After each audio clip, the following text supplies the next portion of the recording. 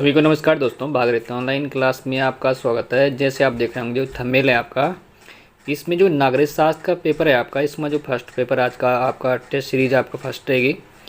क्योंकि जो उत्तराखंड का जो राजनीतिक विज्ञान का पेपर है, इसमें हम टोटल 43 क्वेश्चन करेंगे और पूरे व्याख्या के साथ करेंगे हम इसको। प्रश्न नंबर हम 1 से स्टार्ट करेंगे। जो प्रश्न नंबर 1 है आपका, प्रश्न नंबर 1 है आपका, जैसे ये आपका दिख रहा होगा आपको कि किसकी उक्ति है कि जो राजनीतिक शास्त्र का आदि और अंत राज्य है। ये किसका कथन है गाइस? क्या है? जो राजनीतिक शास्त्र का आदि और अंत राज्य है, ये किसका कथन है? ये कथन है आपका गार्नर का। किसका है? ये गार्नर का कथन है आपका। और प्रश्न नंबर हम इसमें आएंगे अब, तो जो राजनीतिक शास्त्र सिद्धांत से परिभाषित से लिए गए हैं इसमें कुछ प्रश्न आपके। इसमें प्रश्न नंबर आपका 2 रहेगा। प्रश्न नंबर 2 है आपका, राजनीतिक शास्त्र के पिता माने जाते हैं। किसे माना जाता है? जो राजनीतिक शास्त्र है इसके पिता किसे माना जाता है? इसके जो पिता है ये आपके अरस्तु। जो अरस्तु है गाइस, अरस्तु को राजनीतिक शास्त्र का जनक माना जाता है। क्योंकि इसमें हम बताएं तो इसमें जो कोई भी अतिशयोक्ति नहीं है। क्योंकि जो पश्चिमी जगत है इसमें क्या होता है, राजनीतिक विज्ञान अरस्तु से प्रारंभ होता है। और अरस्तु है जो, इससे पूर्व जो प्लेटो है उसने राजनीतिक विचार किया था। परंतु हम बात करें इसका जो संपूर्ण ज्ञान जो कल्पना इसके आधारित है। किसमें? जो राजनीतिक शास्त्र के पिता किसे माना जाता है? ये आपके अरस्तु है। प्रश्न नंबर आपका 3 रहेगा कि नागरिक शास्त्र के अध्ययन का जो मुख्य विषय क्या है? जो नागरिक शास्त्र है इसका जो मुख्य विषय गाइस आपका क्या है? नागरिकता। नागरिकता इसका जो प्रमुख मुख्य विषय, जो नागरिक शास्त्र है इसका जो मुख्य विषय क्या है? यह है नागरिकता। नागरिकता शास्त्र का जो अध्ययन होता है इसका मुख्य विषय इसका। अब प्रश्न नंबर हम 4 पे आएंगे। जो प्रश्न नंबर आपका 4 है, प्रश्न नंबर आप 4 है आपका कि निम्न में से कौन सा कल्याणकारी राज्य का समर्थक था? आपका लेनिन, बेंथम, जवाहरलाल नेहरू या जेम्स मिल, कौन था जो कल्याणकारी राज्य का समर्थक है? ये कौन सा होता है आपका जो आपका क्या है कल्याणकारी राज्य का समर्थक है? ये आपका कौन से है? ये आपके पंडित जवाहरलाल नेहरू। पंडित जवाहरलाल नेहरू जो है ये आपके कल्याणकारी राज्य के समर्थक थे। इनके कह सकते हैं जो नेहरू जी है, इनका सुझाव था समाजवाद की ओर से आवश्यक है, किंतु मिश्रित अर्थव्यवस्था की नीति दी थी उन्होंने। और उन्होंने क्या कहा था, जो समाजवाद है, समाजवाद को क्या करना उन्होंने वहाँ पे अपनाने का इनका आग्रह किया था पंडित जवाहरलाल नेहरू। जहाँ तक वह क्या करते थे, कल्याणकारी राज्य का समर्थन करते थे पंडित जवाहरलाल नेहरू। ठीक है। प्रश्न नंबर 4 का आपका जो 3 है आपका, ये आपका आंसर है। प्रश्न नंबर 4 का 3 आंसर आपका पंडित जवाहरलाल नेहरू, जो क्या आपका कल्याणकारी राज्य का समर्थक था आपका। ये आपका कौन से? पंडित जवाहरलाल नेहरू। प्रश्न नंबर आपका 5 है आपका कि राज्य की उत्पत्ति सबसे सही सिद्धांत क्या है गाइस? जो राज्य है इसकी उत्पत्ति का सबसे सही सिद्धांत क्या है? दैवीय उत्पत्ति सिद्धांत हो सकता है, या सेकंड आपका शक्ति सिद्धांत, या पृथ्वी सिद्धांत, या विकासवादी सिद्धांत। क्या होता है गाइस? जो राज्य की उत्पत्ति का सबसे अधिक जो महत्वपूर्ण सिद्धांत होता है आपका, ये आपका कौन सा था? विकासवादी सिद्धांत। कौन सा था? विकासकारी सिद्धांत था आपका। विकासकारी सिद्धांत की व्याख्या करें हम तो इसमें क्या होता है, जो विकासवादी सिद्धांत होता है, इससे पूर्व मानव समाज में राज्य की जो उत्पत्ति के बारे में मुख्यतः देवी सिद्धांत या शक्ति सिद्धांत या पृथ्वी प्रधान या मृत्यु प्रधान सिद्धांत का सामाजिक समझौते से बात करते हैं। इसमें क्या होता है, जो परंतु राज्य की उत्पत्ति की व्याख्या के रूप में इतने किसी को भी क्या होता है स्वीकार नहीं किया जा सकता। पर इसमें हम बात करें तो सभी लेखकों द्वारा राज्य की उत्पत्ति के विकासवादी सिद्धांत को स्वीकार किया गया था। प्रश्न नंबर 5 का आपका कौन सा था? डी आंसर था आपका। प्रश्न नंबर आपका रहेगा 6 है। इसमें देख रहे हैं व्याख्या सही तो मैंने इसमें दिया है। आप हमारे चैनल में पहली बार तो चैनल को लाइक करें, शेयर करें, आप हमें कमेंट करें, हम आपको उसमें लिंक दे देंगे डिस्क्रिप्शन, जाकर आप हमें कमेंट करें। और हम आपको जो आपका जो क्या है टेलीग्राम चैनल है उसमें हम लिंक दे देंगे आपको, उसमें आपको ये PDF हम आपको भेज देंगे। प्रश्न नंबर 6 रहेगा आपका कि कौन सा सिद्धांत एकता तत्ववादी प्रभुसत्ता का विरोधी है? कौन सा गाइज? जो कि आपका एकता तत्व जो संप्रभुता का विरोधी है। प्रश्न नंबर आपका जो 6 है, कौन सा है आपका? ये आपका बहुलवादी। कौन सा आपका? बहुलवादी। बहुलवादी क्या होता है गाइज? जो बहुलवादी होता है, बहुलवादी के प्रमुख समर्थक थे, इसके जो समर्थकवादी होते हैं, जो एक तत्ववादी जो संप्रभुत्व विरोधी थे, ये कौन कौन से थे इसके जो बहुलवादी के प्रमुख समर्थक थे? ये थे आपके लास्की, केब्र, कोल, डिस्टे और वारकर। ये क्या थे आपके? ये बहुलवादियों का मत है कि जो प्रभुसत्ता होती वो क्या होते, राज्य में केवल नहीं बल्कि कई संस्थाओं में रहती है। इसमें आगे बात करें, जो समाज होता है, जिस समाज होता है इसमें क्या होता है, अनेक प्रकार की क्या होते हैं, राजनीतिक या धार्मिक, संस्कृति का, सामाजिक और आर्थिक संस्थाएं होती। इसी प्रकार हम बात करते हैं कि बहुलवादी होता है वो एक क्या होता है, एक तत्ववादी संप्रभुत्व का विरोधी होता है। ठीक है, प्रश्न नंबर हम 7 पे आएंगे। प्रश्न नंबर आपका 7 है, प्रश्न नंबर 7 है आपका कि निम्न सिद्धांतों में किसके अनुसार राज्य की स्थापना जनता की इच्छा से हुई है? किसकी हुई गई? जो क्या आता आपका, जो राज्य होती है इसकी स्थापना जनता की इच्छा से हुई है। शक्ति सिद्धांत, देवीय सिद्धांत या सामाजिक समझौता सिद्धांत, इसमें से किसी ने नहीं। ये कौन सा आंसर है आपका? ये आपका आंसर आपका 3 वाला कौन सा है आपका? सामाजिक समझौता वाला।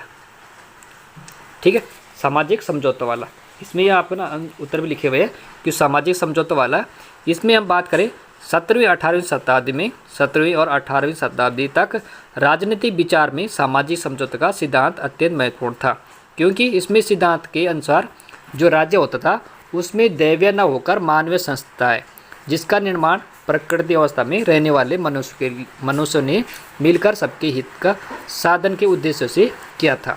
ठीक है, प्रश्न नंबर आपका 7 कौन सा आंसर आपका? 3 है आपका, जो सामाजिक समझौता वाला। ठीक है, प्रश्न नंबर 8 रहेगा आपका। प्रश्न नंबर 8 है आपका कि इनमें से कौन सा विद्वान भूमि को राज्य का आवश्यक तत्व नहीं मानता?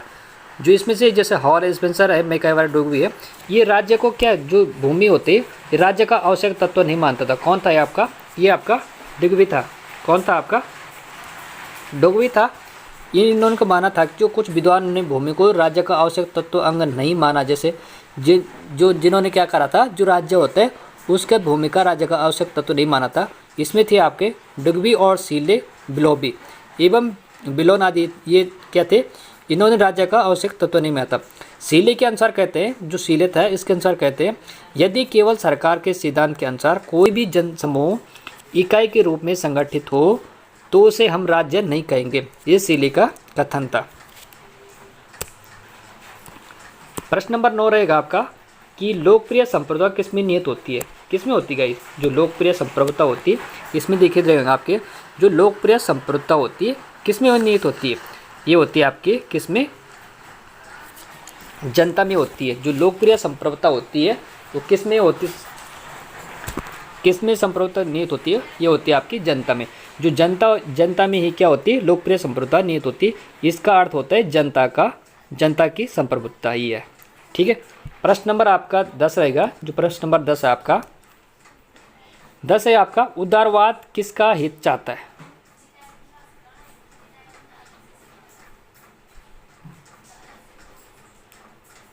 इसमें प्रश्न नंबर जैसे इसमें थोड़ा चेंज हो रहा है। इसमें प्रश्न नंबर आपका, एक सेकेंड रुके।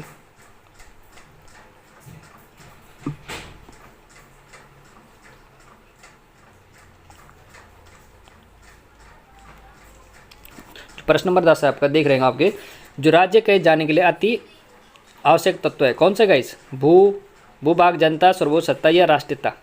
कौन सा गाइस इसमें? जो क्या होते हैं कहे जाने के लिए एक आवश्यक तत्व है, भूभाग है या जनता या सर्वोच्च सत्ता या राष्ट्रीयता है? कौन सा है आपका? ये आपका आंसर क्या है आपका?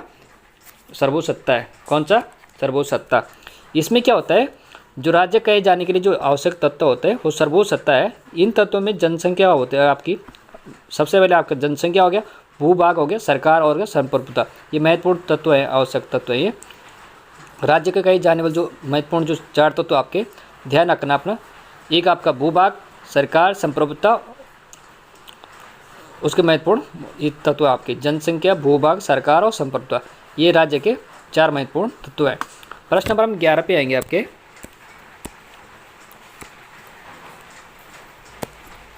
जो प्रश्न नंबर 11 है आपका, उदारवाद किसका हित चाहता है? इसमें देख रहे होंगे आप, इसमें आंसर भी लिखा हुआ है कि जो उदारवाद होता है इसका किसका हित चाहता है? ये चाहता है आपका धनवानों का। किसका हित चाहता है? धनवानों को हित चाहता है। या मानव को उत्पादन, विनिमय, वितरण व व्यापार व्यवसाय करने के संपत्ति रखने तथा बिक्री की पूरी स्वतंत्रता देता है, जिससे क्या होता है? पूंजीवाद को प्रोत्साहन मिलता है। ये था उदारवाद किसका हित चाहता है? ये चाहता है आपका धनवानों का हित चाहता है। प्रश्न नंबर आपका 12 है, जो फांसीवाद है, फांसीवाद विश्वास करता है, किस में विश्वास करता है? जो फांसीवाद होता है, जो फांसीवाद होता है वो किस में विश्वास करता है? वो करता है राज्य दल के श्रेष्ठ पक्ष, राज्य दल से श्रेष्ठ है। जो फांसीवाद होता है वो विश्वास करता है किस पे? राज्य दल से श्रेष्ठ है। इसकी बात करें, जो व्याख्या इसमें व्याख्या दिया था, इसमें जो फांसीवाद होता है विश्वास करता है कि राज्य दल का श्रेष्ठ है, क्योंकि राज्य शासक दल की हाथों में वो सर्वशक्ति संस्था हो, तो उससे क्या होते हैं? उसके प्रति क्या होता है? किसी प्रकार के विरोध की भावना या संभावना नहीं रहती है। ये कह रहा था फांसीवादियों का। जो फांसीवाद आपका इसका विश्वास करता है कि जो राज्य होता है वो क्या होता है? आपका सर्वश्रेष्ठ है। जो फांसीवाद होता है विश्वास करता है कि जो राज्य होता है, राज्य दल का श्रेष्ठ है, क्योंकि राज्य शासक दल के हाथों में ही सर्वशक्ति संस्था हो, तो उसके प्रति उसके क्या होते हैं? किसी भी प्रकार के विरोध की संभावना नहीं रहती है। ये था आपका फांसीवाद का विश्वास करता है। ठीक, 12 का ये आंसर आपका। प्रश्न नंबर आपका 13 रहेगा, जो 13 वाला आपका, कि भाषण की स्वतंत्रता किस शासन के लिए आवश्यक है? किसके लिए आवश्यक है गाइस? जो भाषण होता है इसकी स्वतंत्रता किस शासन के लिए जो आवश्यक तत्व है, किसके लिए? ये आपका लोकतंत्र के लिए सबसे महत्वपूर्ण है। जो भाषण की स्वतंत्रता जो किस शासन के लिए आवश्यक तत्व है, ये आपकी लोकतंत्र के लिए ये क्या है? आवश्यक है। लोकतंत्र की बात करें, जो लोकतंत्र होता है इसकी जो प्रमुख विशेषताएं होती है, जो अधिनायक तंत्र में क्या होता है? नहीं पाई जाती। जो लोकतंत्र होते हैं इसकी जो प्रमुख विशेषता होती है, जो क्या होता है आपका? अधिनायक तंत्र में ये नहीं पाई जाती। जैसे हम बात करें, जनता की इच्छा सर्वोच्च है। क्या होता है? जो जनता होती है उसकी इच्छा क्या होती है? सर्वोच्च होती है। और जनता के द्वारा चुनी गई जो प्रतिनिधि सरकार होती है उसके प्रति क्या होता है? उत्तरदायी होती है। और निष्पक्ष क्या होता है? न्यायपालिका तथा विधि का शासन, भाषण की स्वतंत्रता आदि होता है। ठीक है, प्रश्न नंबर 13 का आपका क्या है? आपका ये एक आंसर आपका, जो भाषण की स्वतंत्रता किस शासन के लिए उत्तरदायी होते हैं? ये लोकतंत्र के लिए। और प्रश्न नंबर आपका 14 है, सामान्य इच्छा का प्रतिपादन किसने किया था? किसने किया था गाइस? जो सामान्य इच्छा का प्रतिपादन किसने किया था गाइस? ये किया था रूसो ने। किसने किया था? सामान्य इच्छा का प्रतिपादन किसने किया था? ये किया था रूसो ने। अब इसकी व्याख्या देखें हम। रूसो के जो राजनीतिक दर्शन का सर्वाधिक महत्वपूर्ण तत्व है कि सामान्य इच्छा का सिद्धांत है। उसने सामान्य इच्छा की पृष्ठभूमि में यथार्थ या इच्छा और आदर्श इच्छा में अंतर किया था रूसो ने। और सामान्य इच्छा में क्या होता है? व्यक्ति के समाज विरोध इच्छा है, जबकि आदर्श इच्छा जीवन के समस्त पहलुओं पर व्यापक रूप से दृष्टिपात करती है। प्रश्न नंबर 15 पे आएंगे। 15 नंबर आपका, कि कार्य विशेषीकरण का सिद्धांत के प्रतिपादक कौन है? क्या आपका जो कार्य होता है इसका जो विशेषीकरण का जो सिद्धांत होता है, सिद्धांत के जो प्रतिपादक कौन है? बेंथम है, कॉल है, प्लेटो, अरस्तु। ये आपके कौन से हैं? ये आपके प्लेटो है। कौन से आपके? प्लेटो। प्लेटो क्या आपके ना, जो कार्य विशेषीकरण का जो सिद्धांत के प्रतिपादक कौन है आपके? ये आपके प्लेटो है। अब प्लेटो की बात करें, जो इसकी व्याख्या की बात करें, प्लेटो ने कार्य विशेषीकरण के सिद्धांत का प्रतिपादन किया था। और उसने क्या कहा था? रिपब्लिक में न्याय विश्लेषण की क्रम में कार्य विशेषीकरण किया था। और उनके अनुसार व्यक्ति को अपना कार्य कुशलतापूर्वक करना चाहिए, ताकि क्या उन्हें उसमें दक्षता प्राप्त हो सके। प्रश्न नंबर आपका 16 है, लेवियाथन के लेखक कौन है? कौन है गाइस? जो लेवियाथन है, लेवियाथन पुस्तक है, जो लेवियाथन की जो लेखक कौन है? ये आपके कौन से? हॉब्स है। हॉब्स क्या आपके? ये आपके लेवियाथन के लेखक है। हॉब्स का समय इंग्लैंड के, इसकी व्याख्या देखते हैं हम। जो हॉब्स है, हॉब्स का समय इंग्लैंड के इतिहास में अत्यंत आवेश या पूर्ण घटना चक्र का काल था। बात करें 1649 में, 1649 कितना 1649 में राजतंत्र की जगह क्या होता है? वहाँ पे गणतंत्र की स्थापना हुई थी। 11 वर्षों के बाद क्या होता है? वहाँ पे पुनः राजतंत्र की स्थापना हुई थी। और हॉब्स ने अपनी पुस्तक लेवियाथन में शक्तिशाली सरकार की चर्चा की थी। इसमें आ सकता है जो लेवियाथन ने शक्तिशाली सरकार की चर्चा किसमें की थी, ये की थी उन्होंने लेवियाथन में। ठीक है, प्रश्न नंबर आपका 16 का आपका जो है आपका कौन सा 3 वाला आंसर सही है, हॉब्स। जो लेवियाथन का कौन से आपके, ये आपके हॉब्स। प्रश्न नंबर हम 17 पे आएंगे। आपके 17 आपकी जो भारतीय राजनीतिक व्यवस्था का स्वरूप निम्न में से कौन सा है, कौन सा हो सकता है जो भारतीय राजनीतिक व्यवस्था का स्वरूप निम्न में से कौन सा होता है। गणतंत्रीय संघीय अध्यक्षता होती है या गणतंत्रीय एकात्मक संसदीय होती है या गणतंत्रीय संघीय संसदीय होती है या गणतंत्रीय एकात्मक अध्यक्षता होती है। इसमें देख रहे हैं जो इसका आंसर इसी में है, जो 17 वाला जो भारतीय राजनीतिक व्यवस्था का स्वरूप निम्न में से कौन सा है, ये आपका कौन सा 3 है, 3 वाला है जो गणतंत्रीय संघीय संसदीय है आपका। ठीक है, गणतंत्रीय संघीय संसदीय है आपका। प्रश्न नंबर 17 का आपका 3 वाला आंसर आप जिसकी व्याख्या देखें हम तो भारतीय राजनीतिक व्यवस्था का स्वरूप क्या होता है, जो भारतीय राजनीतिक व्यवस्था का स्वरूप जो गणतंत्रीय संघीय और संसदीय है। और भारत में क्या होता है, भारत में राज्याध्यक्ष के जो निर्वाचित होता है वह क्या होता है केंद्र और राज्य की शक्तियों को विभाजन है, जो क्या होता है संघीय प्रणाली का लक्षण है।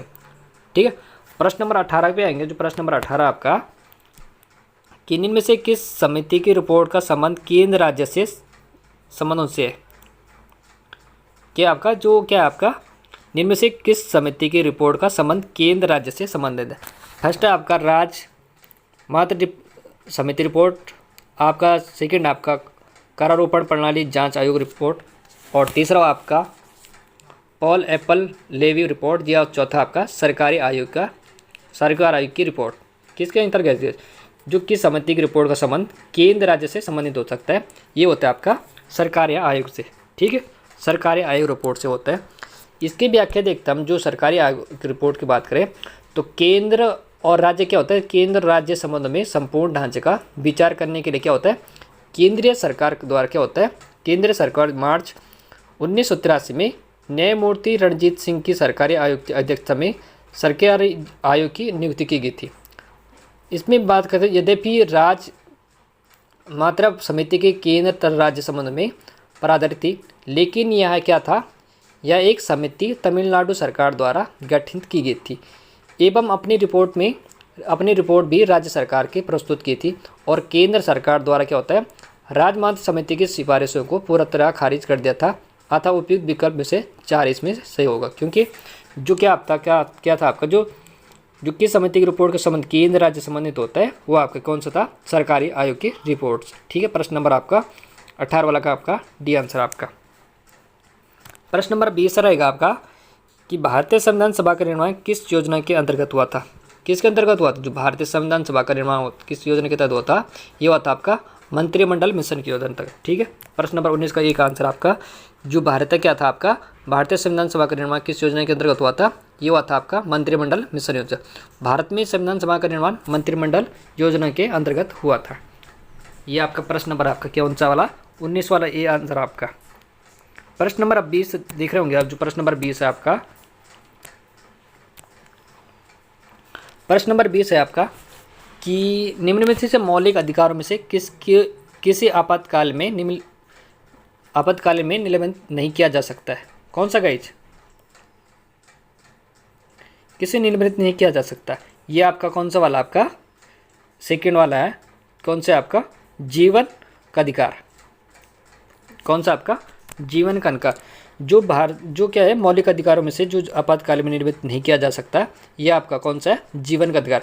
इसकी व्याख्या देखें हम तो भारतीय संविधान देखना आप, जो भारतीय संविधान है 1978 कितना 1978 में 44वां संविधान संशोधन द्वारा अनुच्छेद 359(1) के अंतर्गत संविधान के अनुच्छेद 21 के तहत नागरिकों का जीवन एवं दैहिक स्वतंत्रता को आपातकाल में भी निलंबित नहीं किया जा सकता। कौन सा अनुच्छेद 21 को। ठीक है, इसमें क्या था जीवन एवं दैहिक स्वतंत्रता को आपातकालीन में निलंबित नहीं किया जा सकता है। प्रश्न नंबर 20 का आपका 2 आंसर आपका। प्रश्न नंबर 21 रहेगा आपका जो 21 वाला है कि राज्य के नीति निर्देशक तत्वों के विषय में क्या सत्य है, ये न्याय योग्य नहीं है, ये न्याय योग्य है, या दोनों है, इसमें से कोई नहीं। क्या आपका ये आपका जो 21 वाला ये आपका ये आंसर है। जो क्या है आपका राज्य के नीति निर्देशक तत्वों के विषय में क्या सत्ता नहीं है, ये न्याय योग्य नहीं है आपका। ठीक है, इसकी व्याख्या देखें हम तो भारतीय संविधान के नीति निर्देशक तत्व जो न्याय योग्य नहीं है, इसे किसी न्यायालय में चुनौती नहीं दी जा सकती है, क्योंकि लेकिन इसका पालन राज्य अपनी नीति निर्धारण के समय जरूर करता है। जो राज्य के क्या थे आपकी जो राजनीतिक तत्व जो विषय में क्या इसमें सत्य नहीं था, ये आपका ये न्याय योग्य नहीं है। ठीक है, प्रश्न नंबर 21 का ये आंसर आपका एक बोले तो फर्स्ट वाला। प्रश्न नंबर आपका जो 22 है,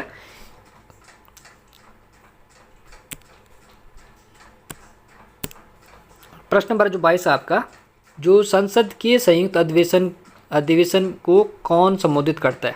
कौन करता है? जो संसद होता है इसकी संयुक्त अधिवेशन की अध्यक्षता संबोधित कौन करता है? सभापति, राज्यसभा या अध्यक्ष, लोकसभा, राष्ट्रपति या विरोधी दल का नेता?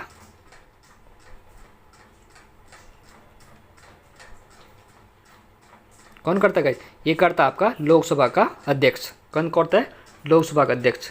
ठीक है, और इसमें बात करते हैं जो संसद के जो संयुक्त अधिवेशन की अध्यक्षता करता है वो करता आपके लोकसभा का अध्यक्ष करता है। जबकि संविधान के अनुच्छेद में कौन सा अनुच्छेद किसके हैं? 108 के अंतर्गत क्या होता है? इसके तहत संयुक्त अधिवेशन की बैठक का आह्वान राष्ट्रपति करता है। ये आपका देखना होगा जो उत्तराखंड का पीटीयू पेपर आया था, इसमें आया था कि जो राष्ट्रपति है संयुक्त अधिवेशन की जो आह्वान की बैठक कौन करता है? ये करता है आपका राष्ट्रपति। जो संसद के संयुक्त अधिवेशन की अध्यक्षता कौन करता है? ये करता है लोकसभा का अध्यक्ष। और जबकि संविधान के ध्यान रखना, संविधान के अनुच्छेद 108 के तहत संयुक्त बैठक की आह्वान राष्ट्रपति करता है। ध्यान रखना, अनुच्छेद 108 के तहत कौन करता है? राष्ट्रपति संयुक्त अधिवेशन की आह्वान की बैठक की अध्यक्ष राष्ट्रपति करता है। प्रश्न नंबर आपका 23 रहेगा। जो प्रश्न नंबर आपका 23 है कि भारत में प्रथम गैर कांग्रेसी सरकार का प्रधानमंत्री कौन था? गाइस कौन था?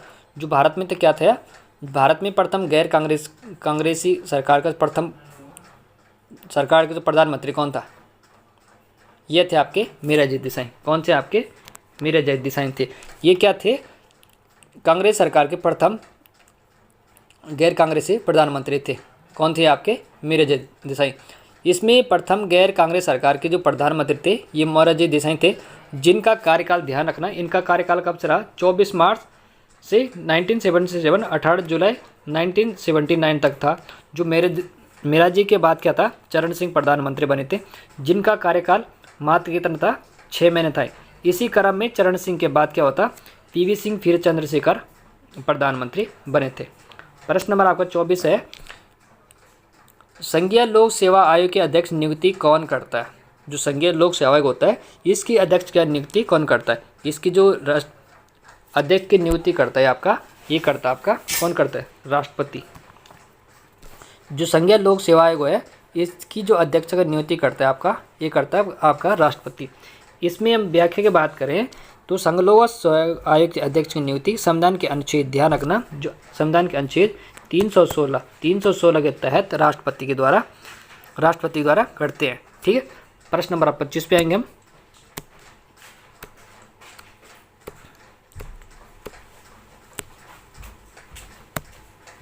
प्रश्न नंबर आपका 25 रहेगा कि भारतीय संविधान के अनुसार संसद की बैठक एक साल में कम से कम कितनी बार होनी चाहिए?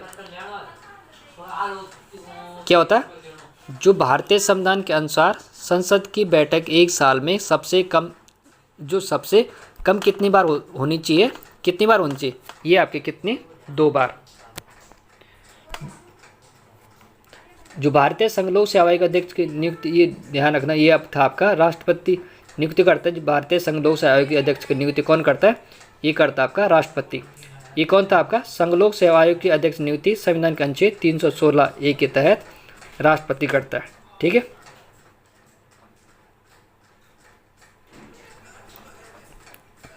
प्रश्न नंबर जो 25 रहा था आपका,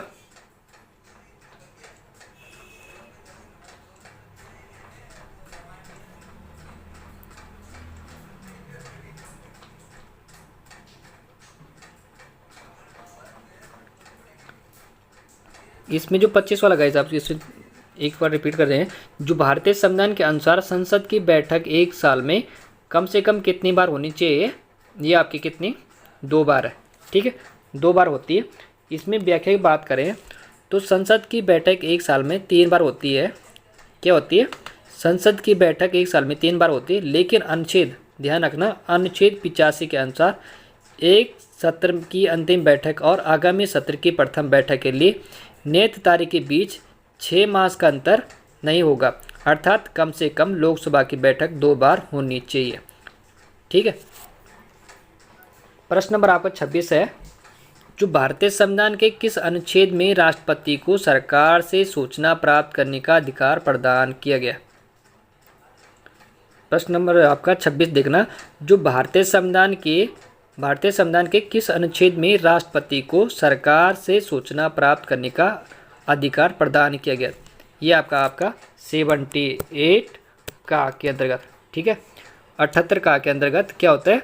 राष्ट्रपति सरकार की सूचना प्राप्त करने का अधिकार प्रदान किया गया, ये आपका अनुच्छेद, ये आपका 78 एक काम है। इसमें व्याख्या देखें हम तो भारतीय संविधान के अनुच्छेद, ध्यान रखना, भारतीय संविधान के अनुच्छेद 78 का में यहाँ प्रावधान है कि प्रधानमंत्री का यह परम कर्तव्य है कि संघ की प्रशासनिक एवं वैधानिक कार्यवाही के बारे में जो जानकारी राष्ट्रपति मांगे उसे प्रधानमंत्री दे। अनुच्छेद 78 का के तहत।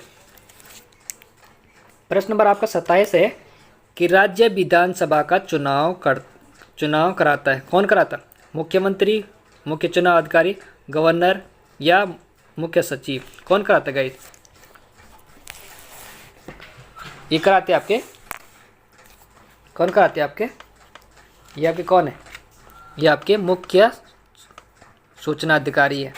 जो भारतीय संविधान सभा का चुनाव कराता है, कौन कराता है? ये मुख्य सूचना अधिकारी कराता है। 2 वाला आंसर आपका। इसमें व्याख्या देखें हम तो अनुच्छेद 324, ध्यान रखना, कौन से एक्ट, जो इसमें एक्ट है जो अनुच्छेद है 324 के तहत 24 के अधीन संसद और प्रत्येक राज्य के विधानमंडल के लिए कराए जाने वाले सभी निर्वाचनों के लिए निर्वाचन नामावली तैयार करने का और उन सभी निर्वाचनों के संचालन का अधीक्षण, ये निर्देशन और नियंत्रण का एक आयोग में नियत होगा, जिसे क्या बोलते हैं? जिसे संविधान में निर्वाचन आयोग कहा गया। ठीक है। प्रश्न नंबर आपका 26 हो गया। अब आएंगे हम आपके 27 वाले पे।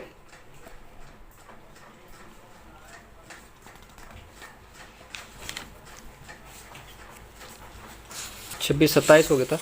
अब क्या था आपका? 28 वाला था आपका। किसकी देख रेख में जिले में पुलिस बल शांति व्यवस्था कायम करता है? ये प्रश्न नंबर आपका 28 है गाइस, कि किसकी देख रेख में जिले में पुलिस बल शांति व्यवस्था कायम करता है? जिलाधीश या पुलिस कप्तान, राज्य के गृह मंत्री या मुख्यमंत्री? किसके अंतर्गत होती है? जो क्या होते हैं, जो जिले की पुलिस बल शांति और व्यवस्था कायम करती है, जिलाधीश या पुलिस कप्तान या राज्य गृह मंत्री होता है या मुख्यमंत्री? ये आपका कौन से है? ये वाला जिलाधीश। इसके अंतर्गत क्या होता है? पुलिस बल शांति और व्यवस्था कायम करती है, किसके अंतर्गत होती है? ये जिलाधीश के अंतर्गत। इसकी व्याख्या देखा, जो जिलाधीश होते हैं जिले में पुलिस बल शांति और व्यवस्था को कायम रखता है, क्योंकि कानून व्यवस्था बनाए रखने के लिए क्या होता है? जिलाधीश ही उत्तरदायी होता है। ठीक है। अब आएंगे जो पंचायती राज व्यवस्था क्वेश्चन होंगे आपके। इसमें प्रश्न नंबर 29 है आपका, जो भारत में पंचायती राज व्यवस्था को द्विस्तरीय बनाने का सुझाव दिया था, किसने दिया था? जो भारत में की पंचायती राज व्यवस्था थी, इसे द्विस्तरीय बनाने का सुझाव दिया था, किसने दिया था? इसमें ये दिया था आपका अशोक मेहता समिति ने। किसने दिया था? अशोक मेहता समिति ने दिया था, द्विस्तरीय बनाने का सुझाव दिया था।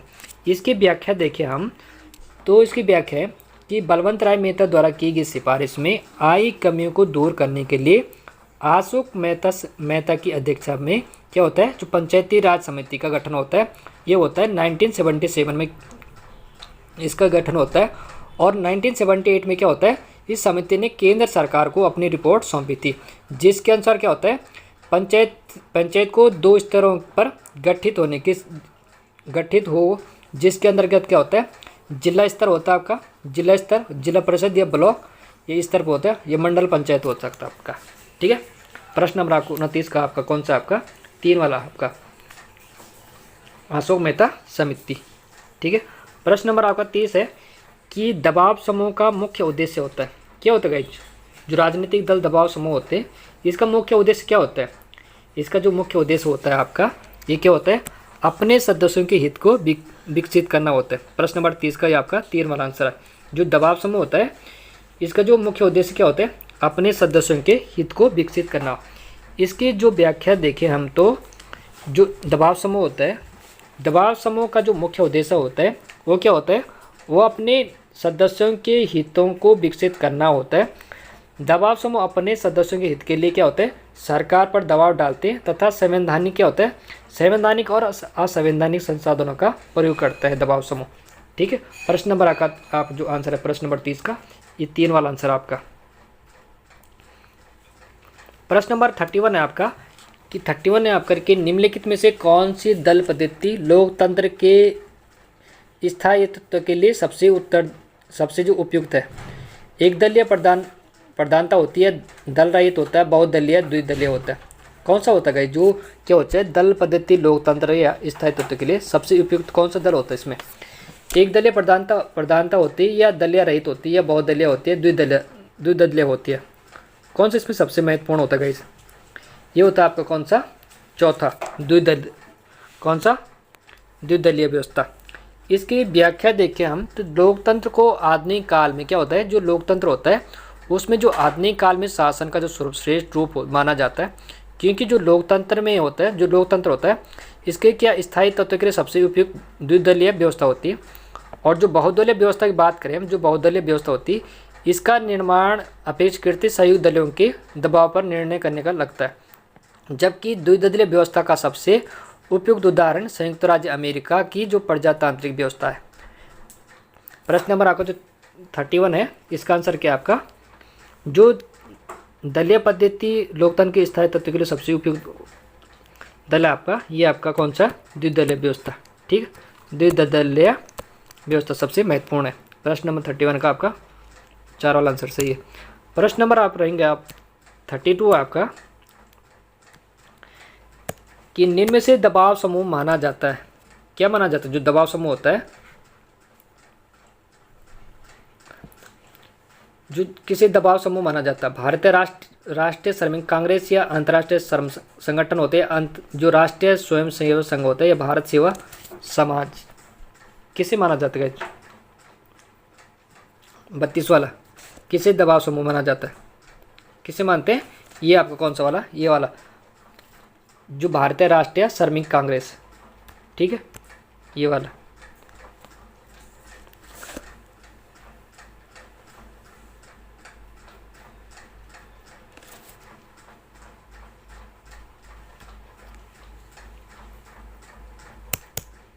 जो दबाव समूह को माना जाता है ये आपका भारतीय राष्ट्रीय कांग्रेस। ठीक है, इसकी व्याख्या देखिए हम तो भारतीय राष्ट्रीय श्रमिक कांग्रेस का दबाव समूह है जो राष्ट्रीय स्वयं सेवा संघ, भारत सेवा समाज या सामाजिक संगठन, जो क्या हुआ अंतर्राष्ट्रीय श्रम संगठन, क्या था जो अंतर्राष्ट्रीय श्रम संगठन है आपका, इसका संयुक्त राष्ट्र संघ का एक सहयोगी संगठन है। प्रश्न नंबर आप 33 रहेगा 33 है कि सीमाओं के भीतर हम अपने न्यायाधीश का आदर करते हैं, क्या होता है, सीमाओं के भीतर हम अपने न्यायाधीशों का आदर करते हैं, पर कोई न्यायाधीश अथवा कोई न्यायालय अपने को व्यवस्थापिका का तीसरा सदन नहीं बना सकता। ये विचार किसका है, जवाहरलाल नेहरू का, डॉक्टर भीमराव अम्बेडकर का, या के.टी. साकेत या दामोदर स्वरूप शेट्टी का, किसका विचार है ये आपका किसका है, पंडित जवाहरलाल नेहरू का। ठीक है, इनका विचार था कि जो सीमाओं के भीतर क्या होता है, सीमाओं के भीतर हम अपने न्यायाधीश का आदर करते हैं, पर कोई न्यायाधीश अथवा कोई न्यायालय अपने को व्यवस्थापिका का तीसरा सदन नहीं बना सकता। ये विचार दिया था किसने, पंडित जवाहरलाल नेहरू ने।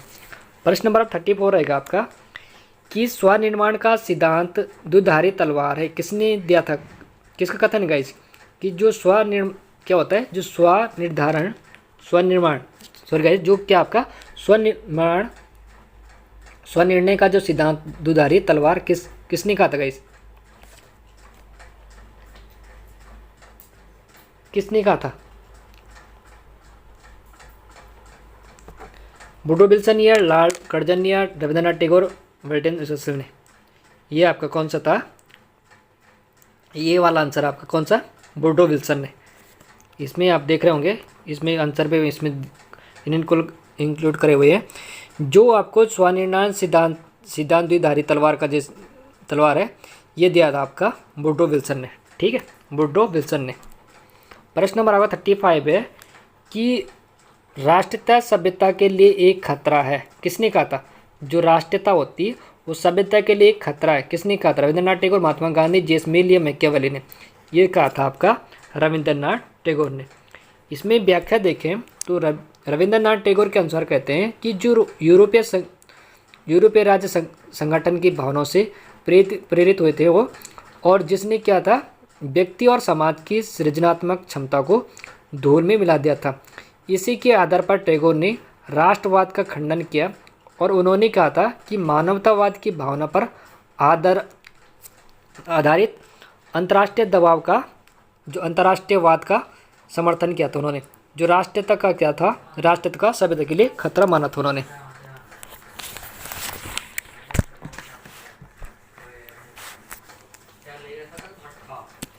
प्रश्न नंबर आपका 36 है कि मुख्य लेख अधिकारी में से आय व्यय की जांच नहीं करता है। क्या था? जो मुख्य लेख अधिकारी इसमें से किसके आय व्यय की जांच नहीं करता है? किसकी जांच नहीं करता है? वो करता है आपका नगर निगम की। ठीक है, जो मुख्य लेख अधिकारी होता है वो किसकी आय व्यय की जांच नहीं करता है? वो आपका नगर निगम की जांच नहीं करता। इसमें प्रश्नगत विकल्प में मुख्य लेखाधिकारी नगर निगम की जो आय व्यय की जांच नहीं करता है, इसमें देखें हम तो मुख्य लेखाधिकारी होता है जो राज्य एवं केंद्र सरकार तथा सरकारी उपक्रम का आय व्यय की जांच ऑडिट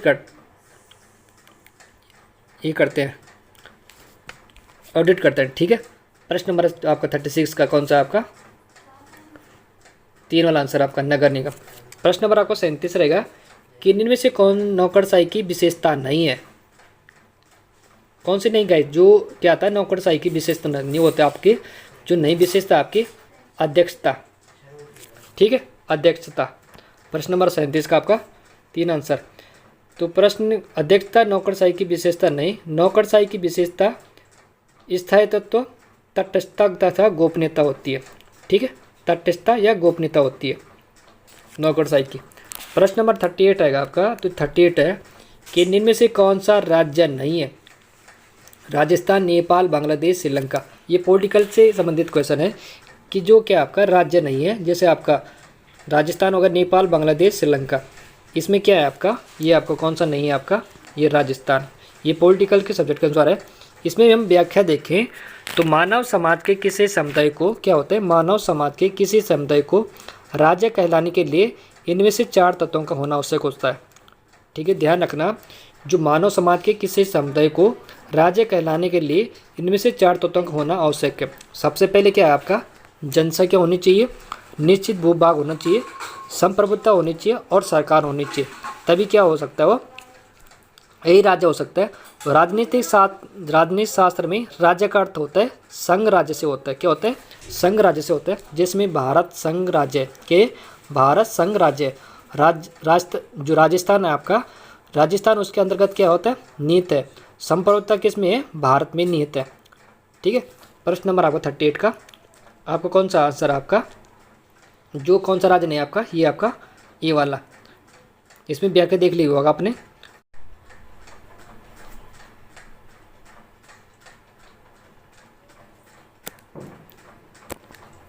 प्रश्न नंबर आपका जो 39 है, 39 है, इसमें अंतर्राष्ट्रीय न्यायालय कहाँ स्थित है? कहाँ गए? जो अंतर्राष्ट्रीय न्यायालय स्थित है ये आपका कहाँ पे?